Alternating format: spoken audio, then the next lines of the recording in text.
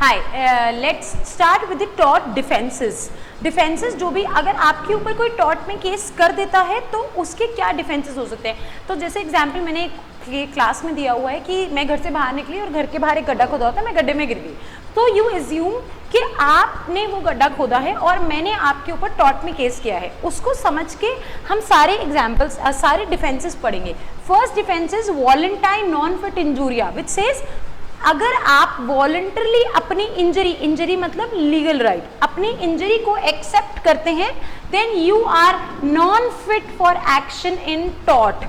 अगर आपने खुद कहा है कि ओके मैं जिम्मेदार हूँ, ऑटो वाला एग्जाम्पल, मैं घर से बाहर निकली और मैंने ऑटो करा, ऑटो वाला was drunk and if I am saying to him it's okay भैया let me take you, like it's okay मैं जिम्मेदार हूँ, कुछ भी एक्सीडेंट हो जाता है, तो obviously this is called volenti non fit injury. जब कभी आप अपनी मर्जी से अपनी इंजरी को वॉलेंटरली एक्सेप्ट करते हो तो आप नॉन फिट हो जाते हो एक्शन में टॉर्ट के लिए। Okay, so voluntarily acceptance of injury is non fit for action in torts, which says like another example, मैं मैच देखने गई स्टेडियम में और वहाँ पर बॉल लगी मेरे को, I can not sue anybody, I can not sue BCC, I can not sue IPL, I can not sue anybody because this was volenti non fit injury. उन्होंने मुझे नहीं कहा था कि मैच आके स्टेडियम में देखो, ऑब्वियसली मैं अपनी मर्जी से गई थी and mayor buying the ticket says that yes I am the one who is responsible for all of the consequences which happens later on. Second is inevitable accident.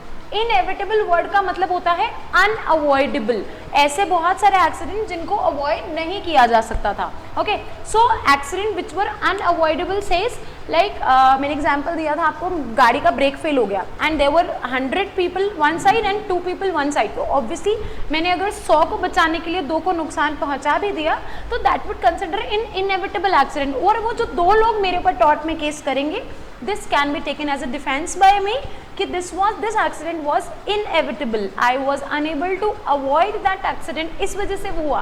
But इसके लिए मैंने नोट्स में लिखवाया हुआ है, it is provided that the defendant I will be the defendant because I am taking defenses, defendant has to prove that I was neither intended to injure the plaintiff nor I had any other means to avoid that particular injury. Okay, third is act of God. Act of God natural calamities के लिए use होता है। जितनी सारी चीजें आपकी natural calamities हैं जैसे earthquake, tsunami, volcanic eruptions, heavy rainfall, storms, ये सारी, ऐसा नहीं नॉर्मल हवा चल रही है that could be act of God, know that can not be act of God. Act of God के लिए मैंने आपको 3 कंडीशंस लिखवाई हुई हैं। First is yes, it should be extraordinary natural force. Second it should be unpredictable, and the last is it should beyond the power of human mankind. Next is plaintiff the wrongdoer. plaintiff का मतलब होता है जो case कर रहा है, जो case कर रहा है वो खुद ही गलत है।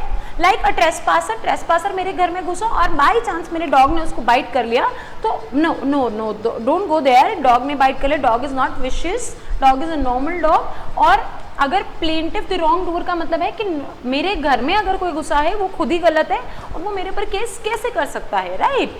And last is mistake are of 2 types, mistake of law and mistake of fact. Mistake of law मतलब ignorance of law is not excuse, maxim मैंने लिखवाया हुआ है, इग्नोरेशिया ज्यूरिस नॉन एक्सक्यूजेड, तो ignorance of law is not excuse, rather mistake of fact मुझे एक शर्मा जी के साथ डील करना था मगर दूसरे शर्मा जी के साथ कर लिया, तो obviously what it is, this is mistake of fact and mistake of fact is excusable. But यहाँ पर यूनिलेटरल मिस्टेक अगर है तो वो कॉन्ट्रैक्ट वैलिड होता है, उसके अंदर आप मिस्टेक नहीं कह सकते। Okay, so these are all the defences which can be treated in tort. अब टॉर्ट में ऐसे बहुत सारी केसेस, बहुत सारी चीज़ें हैं जैसे डिफेमेशन, न्यूसेंस, ट्रेसपास वगैरह, वो हम नेक्स्ट वीडियो में करते हैं।